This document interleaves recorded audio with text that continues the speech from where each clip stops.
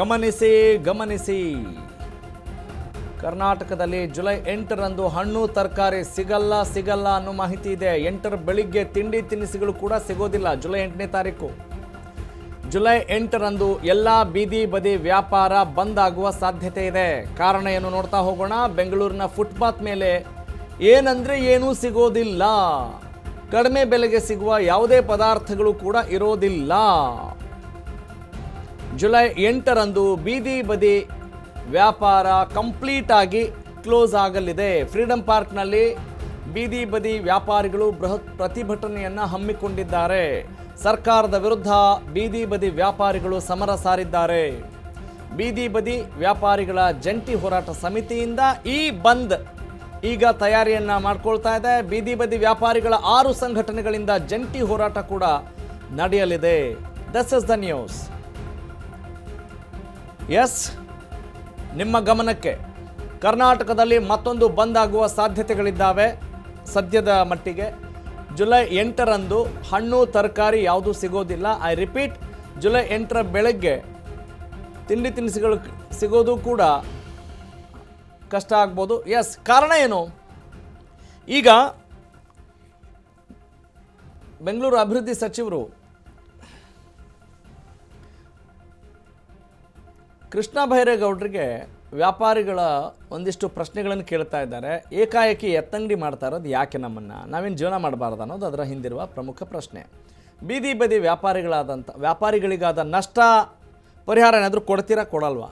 ಮುಖ್ಯ ರಸ್ತೆಯಲ್ಲಿ ವ್ಯಾಪಾರ ಮಾಡಬೇಡಿ ಅಂತ ಆದೇಶ ಮಾಡಿದ್ದೀರಿ. ಅದೇ ರಸ್ತೆಗಳಲ್ಲಿ ಫ್ರೀ ಕಾರ್ ಪಾರ್ಕಿಂಗ್ ಯಾಕೆ ನಿಷೇಧಿಸಿಲ್ಲ ಅಲ್ವಾ? Is it fair?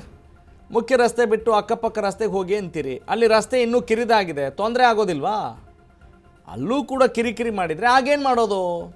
ಕೋರ್ಟ್ ತೀರ್ಪುಗಳ ಬಗ್ಗೆ ಗೊತ್ತಾ ನಿಮಗೆ? ಗೊತ್ತಿದ್ದು ಉಲ್ಲಂಘಿಸ್ತಾ ಇದ್ದೀರಾ?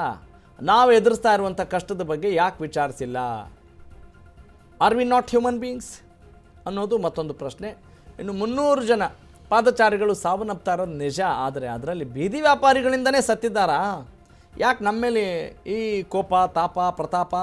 ನಮ್ಮ ಮೇಲೆ ಯಾಕ್ರಿ ಬ್ರಹ್ಮಾಸ್ತ್ರವನ್ನು ಹೂಡ್ತಾ ಇದ್ದೀರಿ ಅನ್ನೋದು ಅವರ ಪ್ರಮುಖ ವಿಚಾರ. ಮತ್ತು ನಮಗೆ ಆಗುವಂಥ ನಷ್ಟದ ಪರಿಹಾರವನ್ನೇನಾದರೂ ಕೊಡ್ತೀರಾ?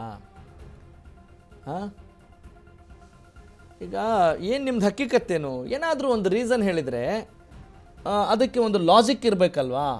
ಆ ಲಾಜಿಕ್ ಇದೆಯಾ? ಆ ಲಾಜಿಕ್ ಇಲ್ಲದೆ ನೀವು ಇಷ್ಟ ಬಂದಂಗೆ ನೀವು ಆಡಳಿತ ನಡೆಸಿದರೆ, ಆದೇಶ ಹೊರಡಿಸಿದರೆ ನಾವು ಏನು ಹೋಗಬೇಕು? ಇದನ್ನೆಲ್ಲ ನಾವು ಪ್ರಶ್ನೆ ಮಾಡಬಾರ್ದಾ? ನಾವು ಹೋರಾಟ ಮಾಡ್ತೀವಿ.